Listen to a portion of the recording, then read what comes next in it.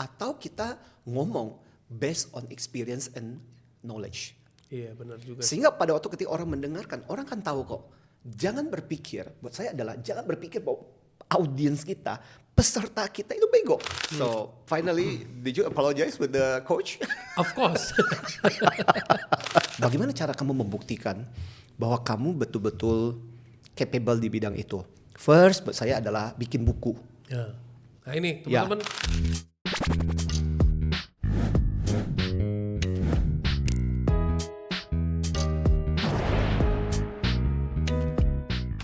Tapi menurut gue banyak orang salah bro, kuadrannya yang benar kan dari karyawan ke self-employed dulu. Iya. Kalau udah entrepreneur otaknya udah beda lagi bro. Setuju nggak lo? Iya. Iya kan? Jadi Ya. self-employed ini yang banyak orang nyangkut. Ya. Jadi the thing they get stuck is from karyawan to entrepreneur. Ya. They are actually self-employed but they call themselves entrepreneur. Yes. Benar nggak? Betul. Gue sekarang bahasanya biar nggak jelek-jelek amat, gue ngomongnya solo entrepreneur, ya kan, daripada self-employed, mendingan solo entrepreneur gitu. I love that part. Yes, I love Solo, gue sendiri. Solo, gitu iya kan. bener. Lu semua ngerjain mulai dari tukang sapu sama direktur lu gitu. Yes, exactly. That's what happened. Dan saya bilang, dalam situasi seperti itu, yang sebenarnya juga menolong saya adalah seperti tadi, network. Jangan berpikir produk lu hebat. Jangan berpikir bahwa service lu luar biasa. Doesn't matter. Nggak peduli orang. Tapi yang paling penting adalah selama itu network yang kamu bangun apa. Lucky me, pada waktu ketika saya bekerja, I build relation with the client. Oke. Jadi waktu ketika saya akhirnya keluar, saya kemudian bisa ngobrol dengan mereka. Iya. Bu, Mereka lebih welcome lah ya. Exactly. Iya, karena you are more nyaman. You udah membuat hubungan yang baik. Exactly. Dan I really grateful, bersyukur banget pada waktu ketika saya memulai itu, saya tidak harus memulai dengan susah payah. Karena network ini sudah dilakukan. Jadi ketika saya telepon, oh ya udah Pak Martin, kalau begitu bantu kita deh. Di bagian-bagian ini kita butuh kok support. Jadi waktu lu bangun usaha lu, intinya lu bangun dengan jalur anti ribet lah ya. Iya. Kan orang bilang before you start a business you must do a market research, you have to understand what is your market, who is your customer. Yes. Lu kagak ada mapping gituan kan? Pokoknya lu nge-flow aja with the divine energy gitu ya. Iya. Yang You penting spend so much, malah akan habis terlalu banyak energi untuk urusan-urusan seperti itu. Oke. Karena apa yang ada di atas kertas kan belum tentu apa yang bisa It really dilakukan. happens. Ya. Yeah. Nah, yang saya tahu pada waktu itu, yang sering kali kita ajarkan pada waktu itu kan namanya J-curve. What is J-curve? J-curve itu adalah kurva ketika burung mau terbang. Iya. Ya, ketika burung mau terbang itu kan nggak langsung lurus ke atas, Enggak. tapi dia akan turun dulu. Iya. Habis itu naik. Iya. Nah, berapa lama dia turunnya? Nah, sebagai ketika when we start, yaitu solo entrepreneur tadi, dari karyawan, or entrepreneur, yang harus kamu manage adalah seberapa jatuhnya ini.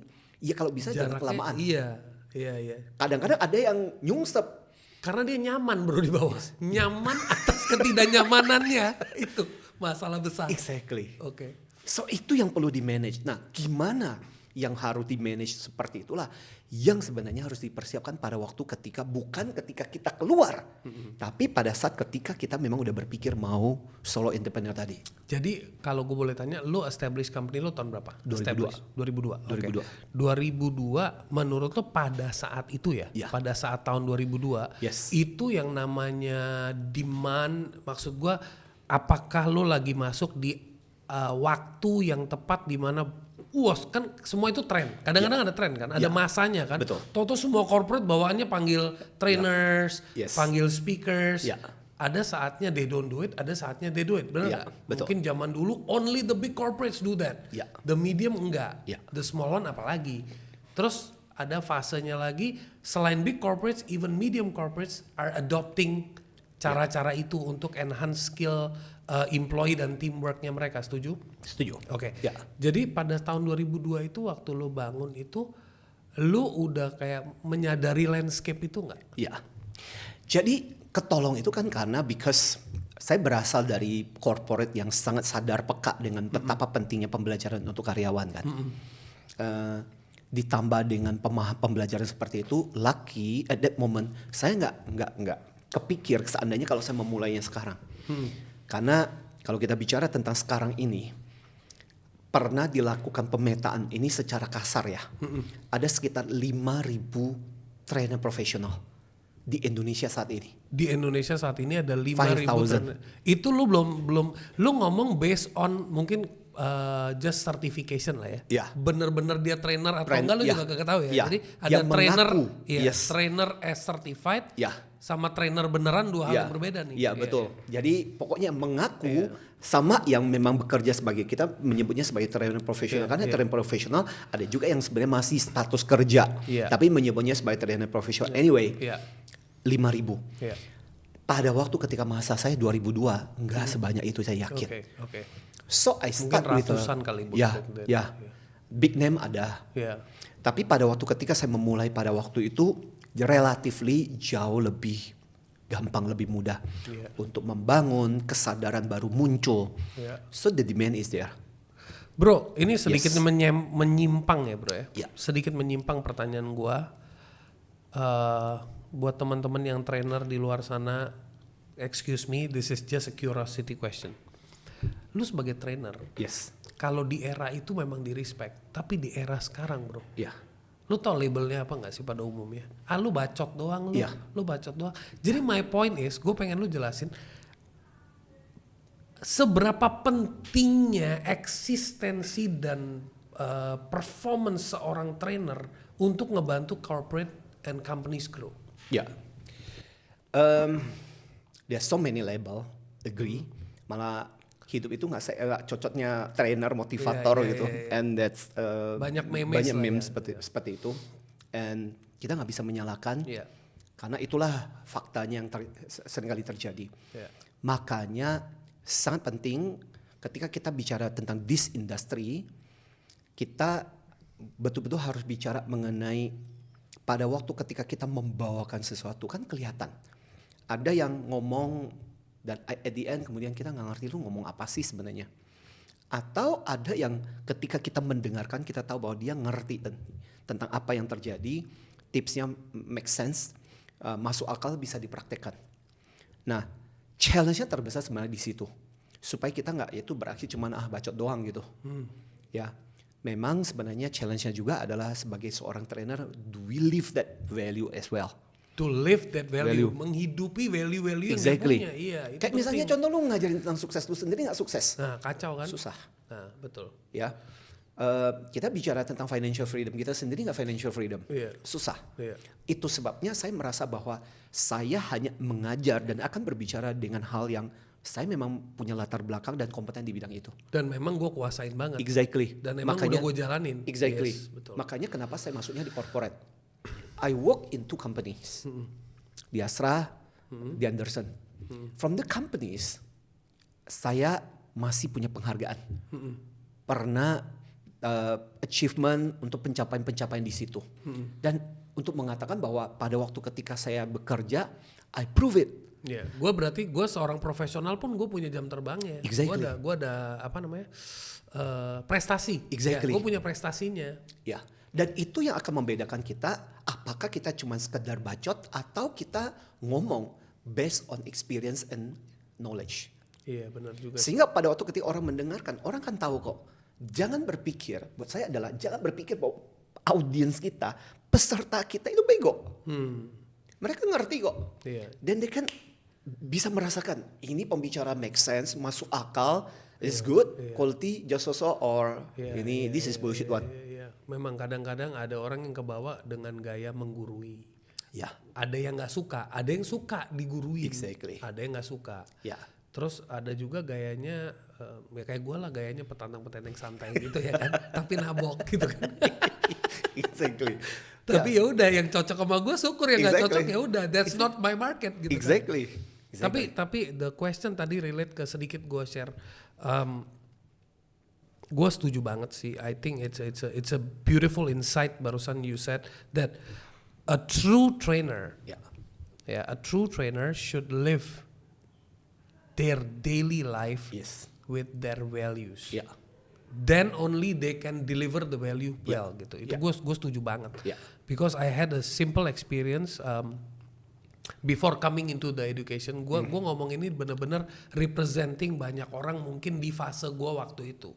Maybe back in the days, the 10, 15 years ago.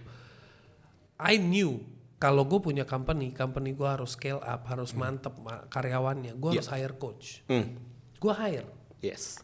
Tapi gue nggak ngerti artinya coach pada saat itu, nggak ngerti value-nya coach. Yang gue tahu ada satu orang dia bakal datang, dia bakal oprekin otaknya anak buah gue, dia bakal bikin anak buah gue mendadak jadi mantep. That's kan kadang-kadang kita punya ekspektasi, ya kan? Exactly. Tapi kita nggak ngerti metodologi, kita nggak paham what is coaching, what is training, what is public speaking, what is motivational session. Itu beda level kan? Exactly. So I hired one coach and he played a role as leadership coach. He worked with us for 2 months and I told him, stop it, don't continue. I am more leader than you. Lu mau ngajarin leadership, tapi lu sendiri nggak ada tampang-tampang leadernya. But that was my biggest mistake because, because I was looking at leadership artinya jagoan. Artinya semua orang harus nunduk, semua orang harus nurut. Jadi lu gimana mau jadi coach? Lu aja ngomongnya terlalu sopan, landai dan sebagainya. But that minute I didn't know, gue nggak ngerti. Gue cuman sesimpel itu. Tapi that's when I learned that even a football player, coachnya belum tentu jago playing. Tapi coachnya bisa make the players jago. Karena coachnya punya knowledge about the football game. Exactly.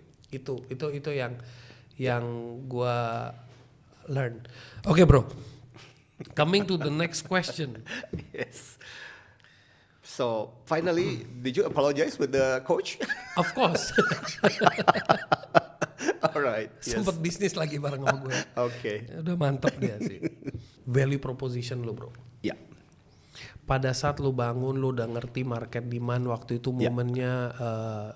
Lu kan dari bawah nih, lu lagi naik nih. Udah ada big names nih. Nah, gimana cara lu membuat diri lu as you are today, bro? First, differentiation. Differentiation is very important. Jadi apa sih yang membedakan kita dari the crowd? For me, saya kemudian akhirnya menemukan kayaknya saya akan mulai dengan EQ dan really build it. So when passion on something, meaning what? Meaning you have to know everything. Nah, termasuk salah satunya adalah bagaimana cara kamu membuktikan bahwa kamu betul-betul capable di bidang itu. First, buat saya adalah bikin buku. Nah ini teman-teman, first book. Ini hadiah buat gue loh. Kalau lo orang harus beli. First book is Emotional Quality Management. This book is also interesting. It actually tahun 2003. So when I start the company, I joined the trainer for firewalking di Sweden, di Swedia waktu itu. Dan waktu itu si master trainernya Rolf gitu, suruh kita bikin sesuatu yang betul-betul kita inginkan before we walk on fire. Apa ya yang saya dari dulu sebenarnya, saya kan suka membaca buku dan saya kepingin banget kalau sampai bisa bikin buku. Dan di secara kertas yang dikasih kemudian saya tulis, I want to write my book, personal book, being published by great big publisher in Indonesia that we make me become the master in EQ in 2003. It's something like that. Itu yang aku tulis waktu itu. Tapi lu tulisnya spesifik, keren. Dan waktu itu dibalikin lagi sama Rolf. Kalau kamu bikin buku berarti harus ada judulnya dong. Apa judulnya? Wah, didik banget ya. Semikir apa gitu. Apa ya? EQ udah ada. EQ, emotional quotient, emotional quality. Saya kan dulu pernah jadi tim quality, kayaknya keren deh. Emotional quality tambah management. So saya tulis di situ. Dia yang nulis lagi emotional quality management. Sampai sekarang itu kertas masih ada. And this is the book. And this is the book. This is your first book. First book. Oh man, amazing. It's the first book. Amazing. Nah, ketika kita balik lagi ke pertanyaan, apa yang membuat kita bisa membedakan? Satu, our passion. We have to differentiate. Apa sih yang membedakan kita dengan yang lain? Kalau enggak, kita akan setengah mati. Karena bakal red ocean. akan bersaing setengah mati. Dan dari situlah kemudian mulai perlahan-lahan, salah satu prinsipnya adalah totalitas. Saya selalu mengatakan, mendingan lu nggak usah melakukan sesuatu kalau ngelakuin sesuatu itu setengah-setengah. When you do something, put all your heart into it. Saya suka dengan konsepnya Starbucks itu kan seperti itu, pour your heart into it. Ya, artinya apa? Kalau lakukan sesuatu itu jangan setengah-setengah. Dan akhirnya kemudian di dalam yang membuat kita beda itu adalah ketika kita memberikan training, of course lah semua juga mengatakan customize, memahami kebutuhan klien dan sebagainya. Tapi yang selalu kita pikirkan adalah bagaimana caranya, yang selalu dalam pikiran saya adalah ketika klien membeli kita, membayar kita, gimana cara saya bisa memberikan value sebanyak-banyaknya balik buat mereka. Beyond, benar-benar beyond. Betul, Jadi betul. we over deliver and under promise. Exactly, exactly. Itu yang selalu saya pikirkan. Nah, termasuk salah satu yang banyak kita lakukan adalah, nah ini saya mau kasih contoh, ini adalah bahan-bahan yang sengaja kita ciptakan hanya untuk, actually the client don't expect that from us, but we actually give this for them sebagai sesuatu yang kita berikan buat mereka gitu. Ini contoh, misalnya, som ini saya mau tunjukkan. Ini sampai kita facing that camera. Nah, sampai kita bikin kayak ini adalah kayak we have all the content, CD dan sebagainya, where actually di USB ini mereka bisa akses informasi, podcast dan sebagainya. We create this kind of books, small books, little books. They didn't expect from us. Padahal itu semacam kayak pocket size daripada lu kebanyakan baca tebel ya. Zaman-zaman dulu itu kan masih ada zaman CD. So we create this CD dan diberikan gratis. Ini diberikan, ini part of the program. Dan itu adalah uniqueness pada saat itu. Pada saat itu. Jadi lu udah go one step ahead. Exactly. Kita bikin kartu-kartu kecil seperti ini kan, kartu size easy, gampang. Tips 10,5. Biasa orang ngomongnya 10 kalau nggak 12. Ini 10,5. Coba kan bikin orang penasaran ya. 10,5 tips menjadi pribadi cerdas emosi di tempat kerjamu. Exactly. 10,5 guys. Belakangnya 7. 7 kamu jadi energy taker. Gokil emang. Exactly. So we create this. These are all buku-buku action plan. We even ini untuk kelas trainer gitu, kita membagikan ini poster-poster yang bisa mereka tempel. We love this kind of things. Tapi ini memang small gimmicks tapi kepake sih. Exactly. Kepake. Karena subconsciously kan ngingetin ya. Iya. Jadi buat kita ini adalah barang-barang yang berharga, small things. Tapi buat para peserta ketika mendapatkan barang-barang seperti ini,